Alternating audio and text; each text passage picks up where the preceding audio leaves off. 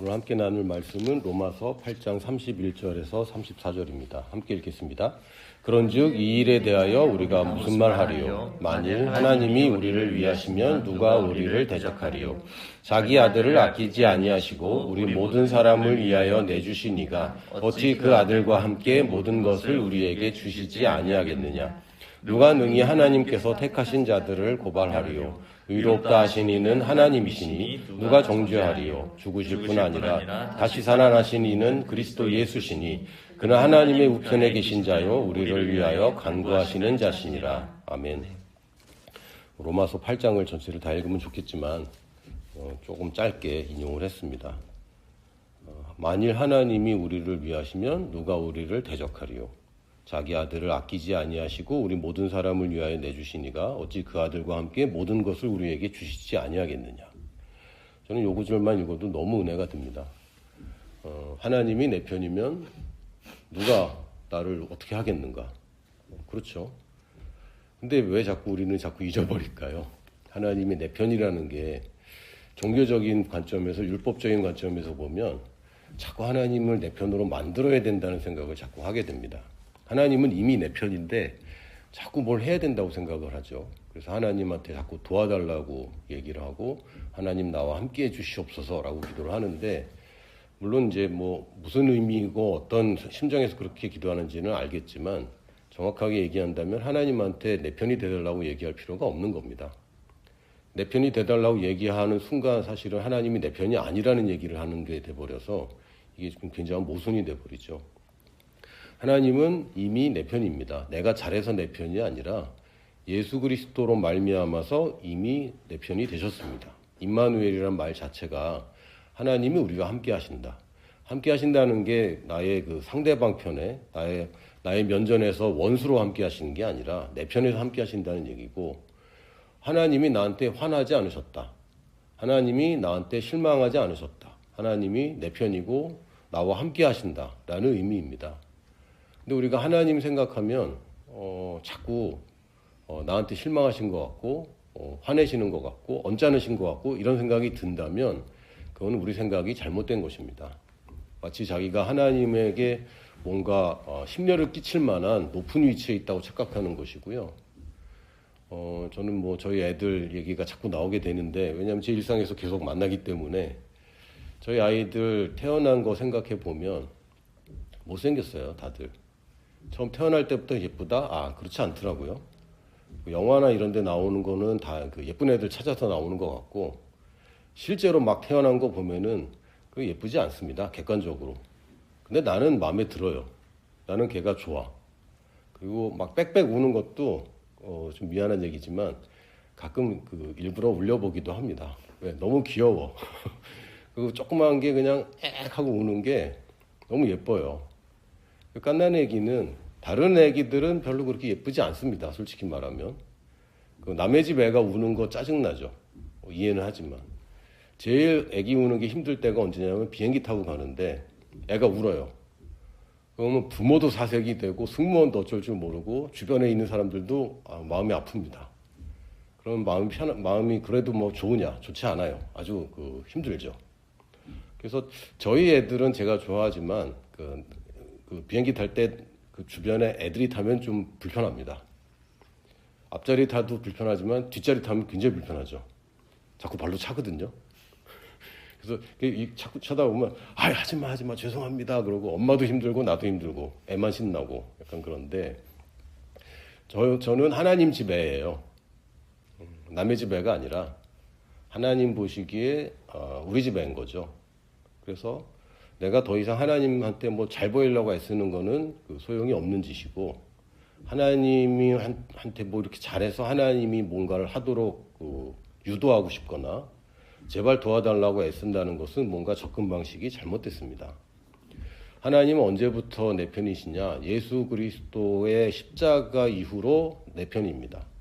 사실은 내 편이 되고 싶은데 내 편이 되실 방법이 없기 때문에 예수님이 이 땅에서 오셨고 사셨고 죽으셨고 부활하셨습니다.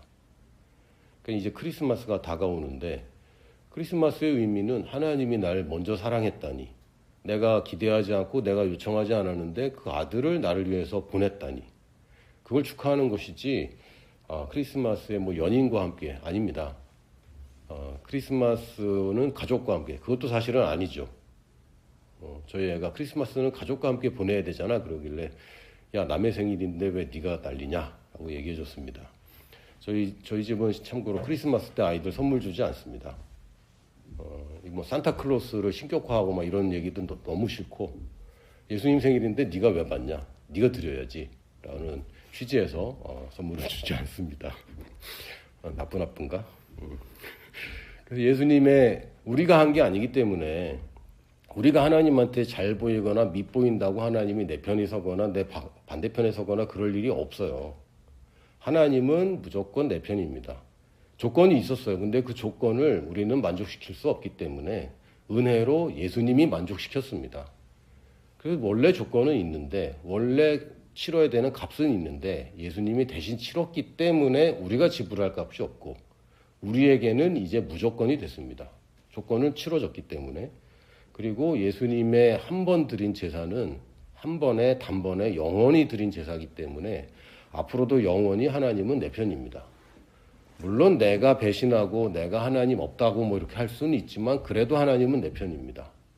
예수님께서 아버지에 대한 그림을 아주 잘 그려주신 게 우리가 소위 말하는 탕자의 비유라고 하는, 아들은 아버지를 버릴 수 있지만 아버지는 아들을 못 버리는 거죠. 하나님이 우리의 아버지가 되셨기 때문에 결국 아들 이기는 아버지가 없고 하나님은 늘 내 편입니다. 그래서 우리가 함께하여 주시옵소서, 이런, 제가 이거 오타가 아니라 주시옵소서라고 이제 써놨는데, 하나님 주시옵소서 보통 안 해요. 주시옵소서 이렇게 기도를 하는데 함께하여 주시옵소서라고 얘기하는데 이거는 굉장히 잘못된 기도 중에 하나입니다. 하나님이 함께하시는데 함께해 주시옵소서라고 얘기하는 거는 마치 그 어떤 뭐 그 연애 뭐 영화나 뭐 부부관계에 있어서 남편한테 나랑 함께 해줘 같이 있는데도 그 얘기 뭡니까? 당신 껍데기는 여기 있지만 마음은 떠나 있잖아 라는 얘기밖에 안 돼요.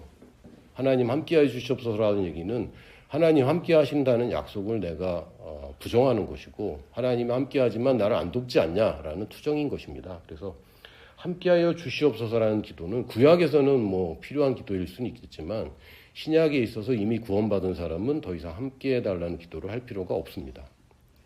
하나님은 내 편이라는 것은 이제 기정사실인 것이고 단지 우리가 하나님한테 잘 보이려고 하나님을 내 편 만들려고 하는 게 아니라 내가 굳이 하나님 편인데도 불구하고 내가 누구 편을 들고 있는가가 지금 우리가 선택해야 되는 것이죠. 하나님 편이 되었는데 내가 지금도 다른 편을 들고 있다면 거기서 우리 인생에 하나님의 축복과 실제 벌어지는 일들의 괴리가 있습니다. 에베소서 2장 1절에서 2절을 보면 그는 허물과 죄로 죽었던 너희를 살리셨도다. 우리는 허물과 죄로 죽었던 사람들입니다. 살아있는 것 같았지만 그게 죽어 있었던 거죠. 사망이라는 것이 없는데 그때에, 지금이 아니라 그때에 너희는 그 가운데서 행하여, 뭐 가운데서입니까? 허물과 죄 가운데서 행하여 이 세상 풍조를 따르고 공중의 권세 잡은 자를 따랐으니 곧 지금 불순종의 아들들 가운데서 역사하는 영이라. 사실은 우리가 저쪽 편이었습니다. 공중 권세 잡은 자를 따랐고 이 세상 풍조를 따라서 살았습니다. 그런데 지금은 아니죠. 지금은 내가 하나님 편이 되었기 때문에 정확하게 알아야 됩니다. 우리가 예수님을 영접하는 순간 모든 게 다 꽃밭으로 보이고 갑자기 찬란해 보이고 그런 경험이 없을지라도 혹은 내가 모태신앙이기 때문에 예수님을 언제 믿었는지 불분명하다고 할지라도 예수님을 믿은 순간은 분명히 존재하고 내가 그 순간이 언제인지 기억이 나지 않고 특정할 수는 없지만 지금과 내가 원래 태어난 내 모습과는 다른 사람입니다. 이 세상 풍조와 공중권세 잡은 자를 따르는 것은 우리 편에서 할 일이 아닙니다. 물론 우리가 대놓고 공중권세 잡은 자를 따르지는 않습니다. 그런데 이 사탄이 또 사탄이 부리는 모든 악한 영들이 역사하는 것은 직접적으로는 뭐 귀신 들리는 역사들도 있겠지만 대부분은 문화를 통해서 합니다. 우리가 문화를 잘 다스리지 못하면 어느샌가 이 세상 풍조를 쫓고 있는 거죠. 이 세상 풍조 중에 저는 강력한 것 중에 하나가 돈이라고 생각합니다. 그래서 세상에서는 돈 없으면은 힘이 없어요. 돈 없으면 괴롭고 돈이 뭐한 푼도 없을 수는 없겠지만 돈이 적으면 불안해지고 마치 뭐 잘못된 것 같고 이런 느낌을 지울 수가 없는데 이거는 세상의 풍조입니다. 하나님이 선지를 창조하셨지만 돈이라는 것은 하나님이 창조하신 건 아닙니다. 인간이 만든 것이고 인간이 만든 모든 것들은 왜 만들었는지를 생각해 보면요. 인간이 만든 모든 것들은 아담의 범죄했기 때문에 다 만들었습니다. 그럼 모든 문화가 악하냐? 그렇게 얘기할 수는 없어요. 왜냐하면 문화 가운데 살고 있고 이 문화를 어디에 쓰느냐가 우리에게 달린 것인데 이 세상의 대부분의 사람들은 이 문화의 산물들을 하나님을 위해서 쓰기보다는 자신을 위해서 사용합니다.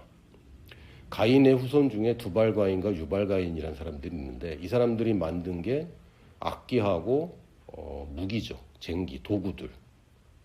그러니까 이런 그 과학기술이라든지 또는 우리가 소위 말하는 예술적인 산물들은 아벨의 후손이나 셋의 자손들이 아니라 가인 쪽에서 먼저 만들기 시작한 거예요. 왜냐하면 하나님이 없다 치고 하면 즐거운 걸 찾아야 되고 뭔가 필요한 도구들을 만들어내야 되는 거죠. 그래서 그 자체를 악하니까 전기를 사용하지 말자. 그런 교단도 있습니다. 근데 그것까지 가라는 얘기가 아니라 우리가 이 문화의 풍조에 휩쓸리면 안 된다는 겁니다.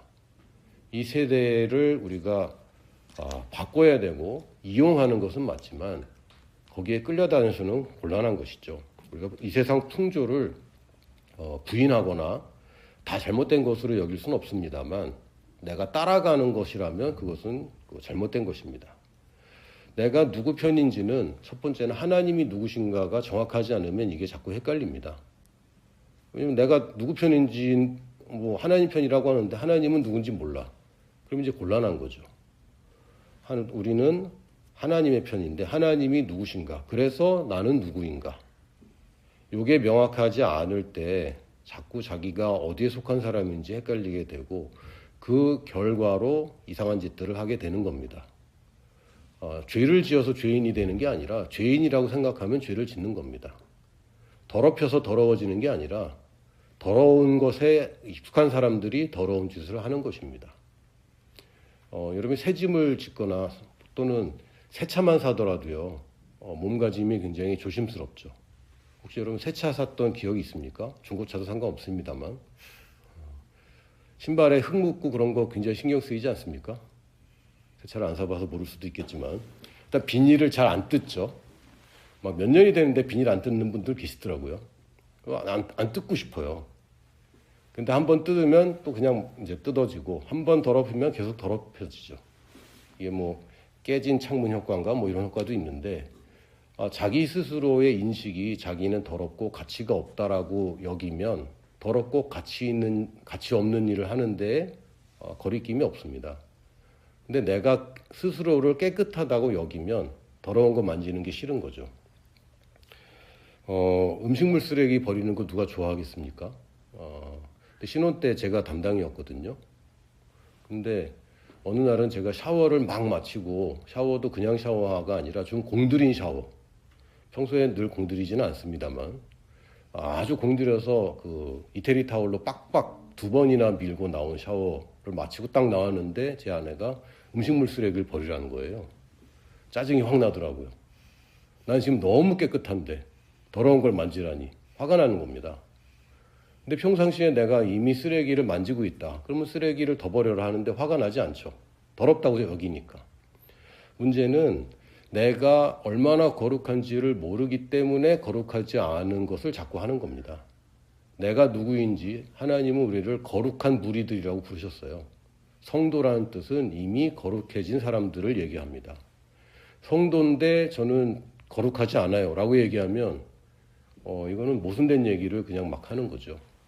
우리는 이미 그리스도 안에서 거룩하게 되었습니다. 근데 거룩하다는 걸 모르기 때문에 거룩하지 않은 것들을 계속하고 있을 뿐이죠. 하나님이 우리에게 부르심을 주실 때는 부르심의 소망도 같이 주십니다. 그러니까 하나님이 부르심은 자기 십자가를 지고 저렇게 어렵고 힘들고 고생하고 성경을 보면은 막 고생한 사람들 얘기가 있고 성경만 안 봐도 우리 주변에 보면 다 고생한 사람들입니다. 우리 부모님만 봐도 고생한 분들이고 우리도 고생하고 있고 저희 자녀들만 봐도 고생하고 있어요. 자녀들 보면은 애들 보면 좀 미안해요. 고등학생인데 벌써 막 그 내신과 생기부에 그냥 노예가 된 것 같이. 그리고 또 제 딸은 중학생인데도 자꾸 그렇게 스카에 가야 된다고 그러고 공부해야 된다고 하는 게 참 안쓰럽습니다.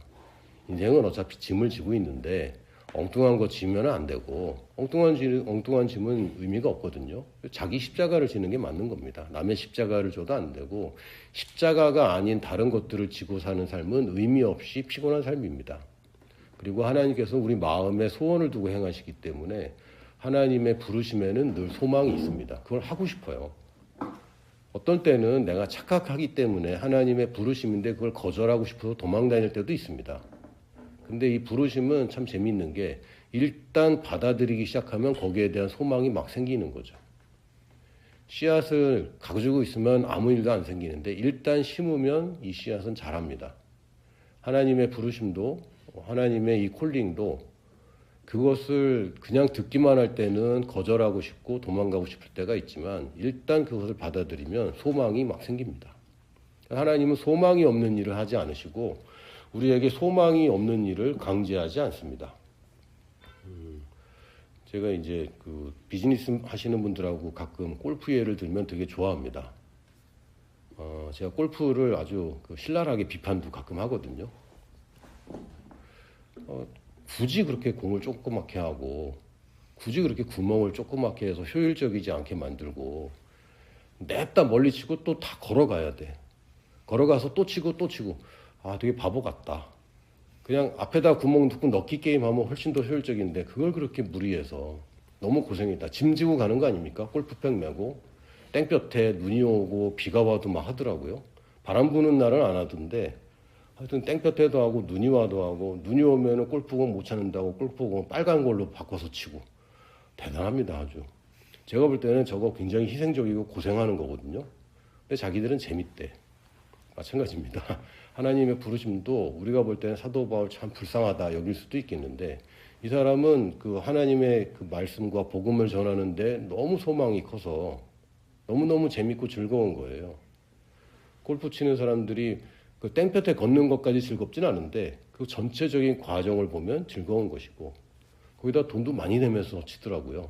골프채도 계속 관리해줘야 되고 저는 골프를 별로 안 좋아하는 이유 중에 하나가 제가 군대에서 운전병일 때 저희 부대장님이 골프를 좋아하셨거든요. 새벽마다 골프 연습 가는데 제가 모셔다 드려야 되잖아요. 끝나면 골프채 닦아야지. 다 제가 해야 되고 주말마다 다른 친구들은 다 쉬는데 저는 일하는 날이에요. 지방으로 저 멀리 막 골프장을 가서 골프장 가면 주변에 아무것도 없어요. 골프 끝날 때까지 거기에 그냥 앉아 있어야 되는 거죠. 갈 데도 없고. 덕분에 제가 성경을 많이 읽었습니다. 근데 제가 하지 않고 즐기지 않는 한 저거는 무의미하고 되게 복잡하고 피곤한 일로 보여요. 그러나 거기에 심취한 사람들은 그거 한번 하겠다고 돈 지불하고 시간 지불하고 그거 한번 잘 치겠다고 그렇게 연습하고 우리는 그 부르심에 들어가지 않으면 이해가 안 되는 거죠. 그러나 부르심에는 소망이 있기 때문에 한번 맛들이면은 계속해서 빠져들 수밖에 없습니다. 제가 이제 그 보육원에 지금 거주하고 있는 청소년들 이제 전국에 있는 보육원 240개 메일을 보내서 결국은 지원을 한 친구들이 18명이 지원을 했어요. 이제 처음 하는 거고 저희가 뭐 하는 단체인지도 모르기 때문에 약간 뭐 긴가민가 해서 그럴 수도 있겠는데 아마 한번 이렇게 하고 나면 더 많은 지원자들이 있을 것 같습니다. 근데 얘기를 해보면 라오스라는 나라가 얘들한테 관심 있는 건 아니더라고요. 라오스 어딘지 아냐? 그러면 모른대. 근데 지원하는 거죠. 그래서 어디야? 그랬더니 자기 안 돼. 어딘데? 중동이래. 그런 친구도 하나 있었고 어저께 만난 친구는 라오스 어딘지 알아? 그랬더니 자기 찾아봤다고. 아프리카라고. 아니다. 그러면서 이제 처음 관심을 갖게 되는 거죠. 그러면서 라오스의 통화는 끼비인데 1달러가 지금 22,000끼비입니다. 대략. 그러면 라오스 그러면 10달러면 22만 끼비네요. 그러면서 와 막 좋아하고 막 이래요. 근데 그거는 환율이라는 개념을 잘 모르는 거죠. 거기서는 2만 깁인데 1달러 가치인 거죠. 2만 깁 내면은 1달러 가치 사 먹을 수 있는 겁니다. 똑같습니다. 그러니까 환율이라는 거를 모르면 이 가치에 대해서 헷갈려요. 지금 우리도 뭐 달러가 지금 뭐 1,400원이고 엔화가 뭐 900원이고 뭐 이런 환율들을 민감하게 반응할 수밖에 없는데, 사실 우리의 가치라는 것은 환율에 달려 있고요. 이 가치가 결국은 우리의 가치관을 형성합니다. 이 땅에서의 가치가 내가 100만 원짜리라면 이 환율에, 천국의 환율에 따르면 이게 값어치가 달라져요. 내가 하는 일이 이게 별거 아닌 것 같지만 천국에서의 가치라면 이 환율에 따라서 달라집니다. 근데 이 개념을 모르면 보잘것없는 것 같고 별로 안 중요한 것 같고 사소한 것 같고 작은 일에 충성된 자에게 큰 일을 맡기신다고 했는데, 또는 세상의 가치에 현혹이 돼서 와 2만 깁이나 된다 이러고 있는 거죠. 지금 우리 이 세상에서 이런 성공을 이뤘어, 이런 대접을 받았어. 이게 가치에 의하면 1달러 가치입니다. 그냥 2만 2천이라는 큰 가치인 것 같지만 우리 착각하는 거죠. 우리가 이 세상에서의 가치는 이 세상에서 환산되지 않습니다. 왜냐하면 우리는 여기서 생이 끝나는 거 아니기 때문에 이 세상에서 하는 것들의 가치는 천국에서 환산되고 있고, 거기에 따라서 우리의 가치관이 형성돼야 됩니다. 무엇이 중요하고 무엇이 안 중요한지는 그 가치에 따라서 달라져야 되는 거죠. 그래서 라오스 갔는데 이거는 10달러인데 이거는 2만 깁짜리다. 그럼 10달러짜리가 훨씬 가치 있는 거예요. 근데 그 환율을 모르면 10이랑 2만이랑 차이, 2만이 낫지 라고 이제 착각하게 됩니다. 우리가 이 세상의 풍조를 따르면 이런 식으로 현혹이 되게 돼 있어요. 자, 하나님은 내 편이고 나는 하나님 편입니다. 그리고 또 하나는 누가 우리 편인가? 누가 또 우리 편인가? 지금 이제 오늘 주제는 편먹기입니다.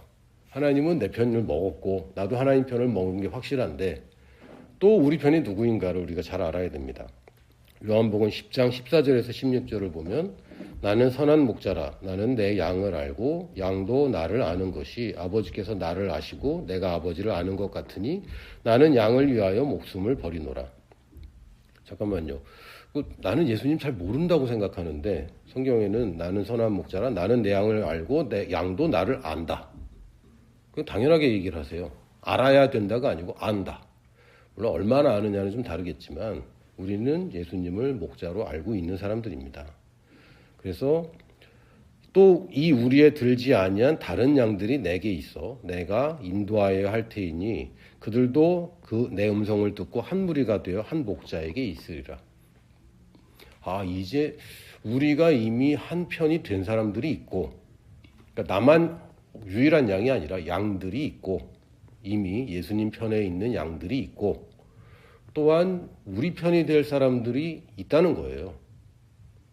그러니까 우리 편이 아닌데 우리 편으로 지금 삼으려고 설득하고 애쓰고 꼬시는 게 아니라 우리 편으로 오게 되어 있는 사람들이 있다는 겁니다. 물론 이제 이게 또 깊이 들어가면 예정론이냐 뭐 어쩌고 이렇게 들어가면 굉장히 어렵긴 한데, 제가 믿는 것은 제가 만나는 사람들 중에, 불신자들 중에 예수님 믿을 사람이 한 명도 없다는 것은 말이 안 된다. 준비된 사람들은 분명히 있고, 뭐 시간 문제일 뿐이고, 또 내가 마지막에 영접을 도와줄 것인지 다른 사람이 도와줄 것인지는 그건 나에게 달린 일은 아니지만, 내 주변의 불신자 중에 우리 편이 될 사람은 분명히 있다는 겁니다. 그걸 우리가 믿는 거죠. 제가 그 라오스에서 전도한 친구가 이제 한국에 적응하면서 한국에서 친구를 사귀고 사업을 같이 하는 또 한 명의 친구가 있는데, 저도 이제 소개해줘서 같이 만나고 부산까지 내려가서 만나고 뭐 이렇게 했는데 참 사람이 좋더라고요. 그게 몇 년 됐습니다. 그렇다고 뭐 자주 만나는 것도 아닌데 지지난주에 그 친구랑 그 카페에서 영접을 했습니다. 그 타이밍이 있더라고요. 그 친구는 계속 전도를 하려고 애쓰는데 말을 안 듣다가 요 근래 갑자기 유튜브에 하나님 말씀을 찾아보기 시작했고, 재밌어요. 알고리즘에 따라서 유튜브가 안내를 해주는데 자기가 찾던 것 중에 하나님 말씀을 전하는 게 하나가 끼어들어 왔대요. 그래서 눌러봤대. 그거 한번 누르니까 알고리즘이 계속 갖다 주잖아요. 그래서 궁금해졌다는 거죠. 그래서 이제 주변에 아는 목사님은 저밖에 없거든요. 그 이제 만나고 싶다. 그래서 이제 만나서 예수님을 영접했습니다. 주변에 있습니다. 여러분이 유일한 크리스찬일 수도 있고요. 우리가 이 사람을 꼬시는 게 아니라 우리가 성도가 되고 우리가 구원받은 것은 하나님의 부르심에서 시작되는 것입니다. 물론 하나님이 1000명을 불렀는데 1000명이 다 응답하진 않습니다. 그러나 그 부르심이 없다면 시작이 안 돼요. 고린도전서 1장 2절에도 보면 부르심을 입은 자들이 교회의 일원이 되는 것입니다. 그러니까 우리가 찾아서 하나님을 찾아서 하나님 편이 된 게 아니고 하나님이 불러주셨는데 마침 내가 또 마음이 그렇게 움직여서 사실 우리가 잘 알고 믿은 거 아니지 않습니까? 모르는 상태에서 그냥 믿어버렸는데 믿고 나니까 너무 좋은 거죠. 이 다른 사람이 저 사람도 우리 편이 되는 것은 하나님의 부르심에서 시작되는 것이기 때문에 내가 할 일과 하나님이 하시는 일이 극명하게 딱 구별이 됩니다. 내가 부르는 건 아니에요. 하나님이 부르시는 것이고 하나님이 불렀다는 사실을 내가 알려줄 필요만 있는 겁니다. 그래서 우리가 복음을 전할 때 설득하는 것은 내 몫이 아닙니다. 사실을 전달하는 거고 받아들이고 안 받아들이는 것도 내 몫이 아닙니다. 그 사람에게 달린 거죠. 그런데 우리가 자꾸 인간적으로 접근하다 보니까 어떻게든 설득하고 싶어지고 그렇게 열심히 설득했는데 거절하면 그 상실감이 크죠. 낙심하게 되고. 근데 이것은 역할 분담을 잘못한 거예요. 하나님과 내가 한 편인데 우리 팀 안에서 팀원들의 지금 손발이 잘 안 맞고 있는 겁니다. 하나님은 부르셨고 그 얘기를 내가 대신 전달하는 역할이 내 겁니다. 그러면 그 사람도 내 편이 되는 겁니다. 이제 신학적인 용어에서는 유니버설 처치냐 로컬 처치냐 뭐 이런 얘기를 합니다. 유니버설 처치는 모든 성도들을 아우르는 교회, 예수님이 머리이시고 우리도 그 교회의 일원이죠. 그래서 큰 의미에서 보면 전 세계를 아우르는 교회는 딱 하나입니다. 예수님이 머리인 바로 그 교회. 이거를 헬라어에서는 에클레시아라는 표현을 쓰는데 원래 교회라는 단어는 그 헬라어에 없어요. 에클레시아는 공회라는 뜻이고요. 에크는 밖으로, 그리고 레시아는 불러내다 이런 뜻입니다. 그러니까 밖으로 불러낸 게 교회입니다. 그러니까 이 안에서 우리 모이자라고 모인 게 교회가 아니라 여기 속하지 않도록 따로 떼어내서 불러낸 게 교회입니다. 근데 우리는 자꾸 생각이 이 세상에 우리가 속해 있어서 이 세상에서 특수한 몇 사람들이 구원받고 모인 게 교회라고 생각하는데 교회라는 의미는 이 세상에 속하지 않고 밖으로 불러낸 겁니다. 그 밖으로 부르심에 응답한 사람들이 이 유니버설 처치의 일원이 되는 것이고 그런데 교회라는 것 다른 단어가 코이노니아, 교제라고도 표현되는데 그렇다고 전 우주적인 모든 성도들이 함께 교제할 수는 없는 거예요. 우리가 함께 하나님이 주신 특수한 비전들을 함께 나누고 함께 기도하고 함께 삶을 나누고 서로 격려하고 할 수 있는 교제를 가지고 있는 교회는 이걸 로컬 처치라고 우리가 부릅니다. 그리고 우리가 그 교회의 일원이 되는 것이죠. 우리에게는 단지 우리끼리 잘 먹고 잘 살고 우리끼리 교제하고 즐겁고 물론 그것도 하는 겁니다. 그러나 그것뿐만이 아니라 우리에 들지 않은 양들이 있음을 우리가 분명히 알아야 됩니다. 그들도 우리 편에 속해야 됩니다. 나는 하나님 편이고 하나님은 내 편이고 또 우리들은 다 하나님 편이니까 같은 편이야 라고 할 것이 아니라 결국은 우리에 들지 않은 다른 양들까지 우리는 생각해야 되는 것이고 확장해서 우리라는 개념을 생각해야 됩니다. 제 막내하고 치킨을 찾으러 가다가 최근에 저희 셋째가 생일이라서 셋째 큰아빠가 쿠폰을 줬어요. 그래서 제가 치킨을 이제 찾으러 가는데 혼자 가기 심심하니까 누가 같이 갈래? 그럴 때 막내가 응답을 잘해줍니다. 나의 부르심에 응답을 잘해줘요. 그 막내랑 같이 가는데 1인칭, 2인칭, 3인칭을 가르쳐 줬거든요. 애가 이제 처음 듣는 얘기죠. 4학년인데 잘 몰라. 그래서 1인칭은 나야. 2인칭은 너야. 상대방이. 3인칭이 그들이야.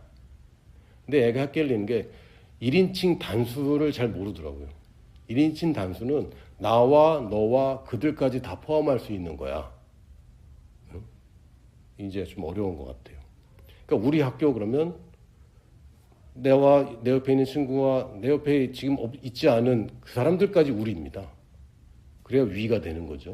3인칭, 1인칭 복수인데 우리 안의 사랑이라는 뜻은 사실은 나와 당신과 그들까지 포함해야 됩니다. 그래서 우리라는 단어가 그들까지 포함하는 것인 거는 분명한 거고, 그래서 사도 바울도 더 많은 사람들을 얻고자 한다라고 얘기한 것이 그게 하나님의 뜻이고 하나님의 부르심에는 이거를 늘 포함하고 있습니다. 더 많은 사람을 얻는 것은 하나님의 뜻입니다. 한 사람이라도 더 구원하는 것은 하나님의 뜻입니다. 우리에 들지 않은 양 한 마리를 찾아서 떠나는 것은 선한 목자의 뜻입니다. 그래서 가끔은 이해가 안 돼요. 우리 생각에는 99마리 양을 버려두고, 아니 말 표현을 해도 조금 좀 순화해서 하시지. 성경에는 버려두고라고 돼 있어요. 그럼 우리 입장에서는 우리는 버림받은 건가? 우리는 99마리에 속한 사람 아닙니까? 더 이상 우리는 한 마리 아니잖아요. 99마리에 속했는데 예수님이 날 버려두고 찾아간다는 거죠. 그럼 우리는 뭘 선택해야 됩니까? 예수님을 따라가는 선택을 하는 겁니다. 예수님이랑 같이 가는 거예요. 그래서 99마리 양은 그 중에 우리가 해야 될 일은 예수님이 찾아가는 그 한 마리를 쫓아가면 늘 예수님과 함께 있는 겁니다. 근데 그걸 안 하고 그냥 우리 안에 있으면, 목자는 한 마리 양에 관심이 있는데 우리는 우리끼리 지금 뭐 하고 있는 거죠. 그거는 좋은 선택은 아닙니다. 목자는 한 사람이라도, 한 양이라도 잃어버린 한 마리를 찾아서 가시는 분이고, 우리의 부르심도 그것과 연결이 있습니다. 물론 아주 직접적으로 연결된 것과 간접적으로 연결된 것, 그리고 우리의 부르심이 단기적인 열매를 맺는 것과 장기적인 열매를 맺는 것은 다릅니다. 예를 들면 지금 현재 대부분 개척 선교에 있어서, 또 우리가 전방 개척이라는 말도 쓰긴 하는데, 여기는 단기간에 열매가 나오기는 쉽지는 않습니다. 왜냐하면 지금 예수님 오신 지 2000년이 됐는데도 아직도 미전도 된 곳이라면 뭔가 문제가 있는 곳이죠. 뭔가 저항이 심한 곳이고 장벽이 높은 곳이라는 뜻입니다. 그러니까 거기에 그냥 갔는데 바로 역사가 일어난다. 그러기는 쉽지 않을 겁니다. 근데 그러면 한국에도 복음 전할 사람이 많은데 굳이 그렇게 복음을 못 전하는 데 가야 되는가? 이건 전략적으로 접근해야 됩니다. 한국도 그런 땅이었거든요. 조선 땅도. 언더우드 선교사님, 아펜젤러 선교사님이 한국에 올 때 미국에 있는 교회들이 응원했을까요? 말렸을까요? 말렸습니다. 특히 아펜젤러 선교사님이 조선에 오기까지는요, 감리교 선교사님이신데, 사람들이 아니 지금 복음이 막 전파되는 중국으로 가야지, 그리고 일본으로 가야지, 조선은 선교사 지금 받아들인 적도 없고 거기는 복음 전할 수가 없는 건데 왜 거길 가느냐, 처음에 반대를 많이 했습니다. 근데 가우처 목사님이 강력하게 주장했고, 가우처 목사님이라는 분이 그 얘기가 좀 길어지는데, 조선에서 온 사절단을 기차에서 우연히 만나요. 그 당시에 미국의 거점은 동부였잖아요. 워싱턴, 보스턴 이쪽이었는데 유럽과 가깝기 때문에 조선에서 가는 사람들은 서부에 가야 됩니다. 태평양을 건너가야 됩니다. 배를 타고 가서. 그래서 조미수호 통상조약을 맺고 다음에 사절단을 보냈는데, 거기에 갔던 사람들이 서부에 도착해서 동부까지 기차를 타고 가는데, 그 기차에서 가우처라는 목사님을 만나고, 목사님 우리 지하철에서 외국인 만나면 외국인이다, 나한테 말 안 걸었으면 좋겠다 라고 끝냈는데, 이분은 이제 궁금해서 물어본 거죠. 물어보고 알아보고 하니까 조선이란 나라가 있고 조선이란 나라에 아직 복음이 안 전해졌다는 것을 알고, 이분이 적극적으로 조선을 선교에 시작하기로 합니다. 동참이 아니라 시작이죠. 그래서 이분이 감리교 목사님인데 감리교 교단에 편지를 쓰기 시작합니다. 조선에 선교사를 보내야 된다 이러면서. 그리고 교단의 뉴스에 칼럼을 기고하기 시작합니다. 조선이란 데에 선교사를 보내야 된다. 그리고 조선의 선교사를 위해서 헌금을 먼저 해버립니다. 그러니까 헌금을 받았으니 써야 되잖아요, 교단에서는. 그래서 어쩔 수 없이 아펜젤로 목사님을 감리교 선교사님으로 파송하게 됩니다. 그러니까 이런 일들이 있었던 거죠. 그래서 그때는 저 의미 없다, 저렇게 가서 시간 낭비다라고 했는데 100년이 지나지 않아서 한국이 선교하는 나라가 됐습니다. 이건 전략적으로 보는 거예요. 그리고 빈 곳을 찾아가는 것은 늘 의미가 있습니다. 우리는 그냥 점진적인 확장만 생각하면요, 이 성장에 한계가 있어요. 언젠가는 이게 점프해서 빈 곳에 떨어져야 이게 거기서 또 확장하게 됩니다. 이 분가를 해야 되는 거죠. 그런 전략적인 것을 보는 것이지 결국에 우리가 원하는 것은 더 많은 사람들을 구원하는 것입니다.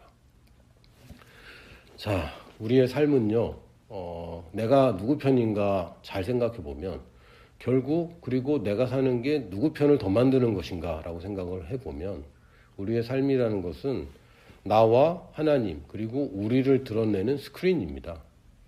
왜냐하면 그들은 하나님을 볼 수가 없고요.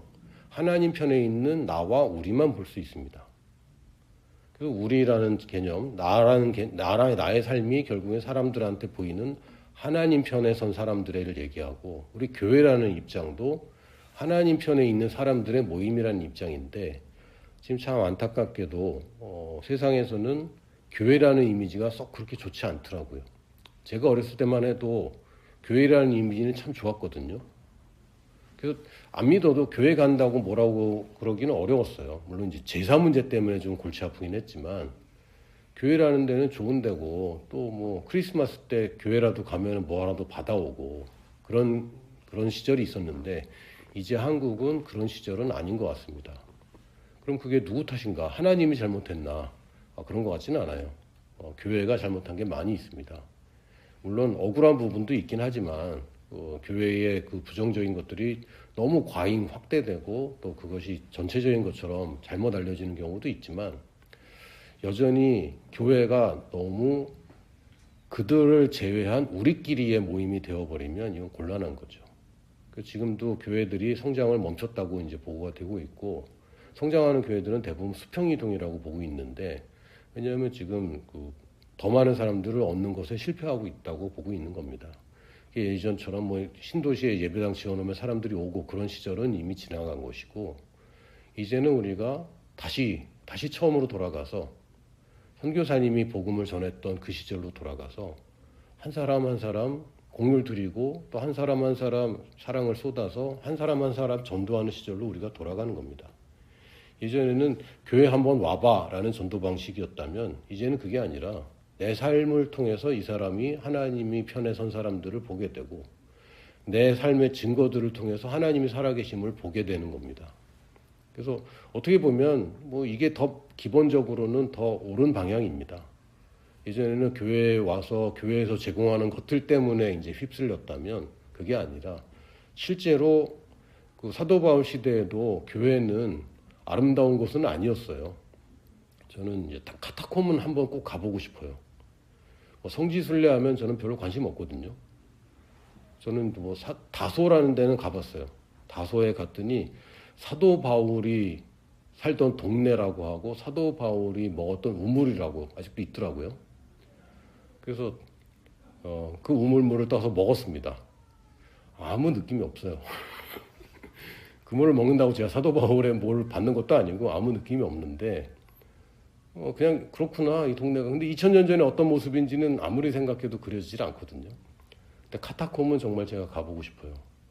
도대체 이 사람들은 이 지하에서 땅굴을 파고 평생을 살았다니 그것도 한두 사람도 아니고 그 안에 학교도 짓고 예배당이 있고 이렇게 교회가 이렇게 좋고 좋은 이름으로 명성이 있던 시절이 아니라 악명 높은 곳이죠. 쟤네들은 가만두면 안 되는 조직, 이상한 놈들, 정부에 반항하는 조직 이렇게 악명이 있었는데도 불구하고 초대교회는 부흥을 했고 지금 우리는 이제 악명을 왜 세상을 탓할 게 아니라 그러면 내가 지금 뭐 100명 1000명을 한꺼번에 막 몰고 다닐 건 아니고 나랑 만나는 한 사람 한 사람이 그 사람도 내 편을 삼는 것, 내가 하나님 편이고 하나님이 내 편인데 그들도 우리 편이 되도록 하는 것, 그것이 우리의 부르심의 방향성입니다. 우리의 방향성은 더 많은 사람을 얻고자 하는 하나님이 주셨고 사도 바울이 품었던 그 소원과 다르지 않습니다. 그리고 이 소원을 품으면 소망이 생겨요. 아직 시작을 안 했다면 소망이 없습니다. 그러나 시작하면 소망이 생깁니다. 여러분에게도 하나님은 내 편이고 내가 하나님 편이고 또 저 사람도 우리 편이 되는 것이 맞다라고 가치관과 여러분의 생각을 다시 설정하시기를 예수님의 이름으로 축복합니다. 아멘.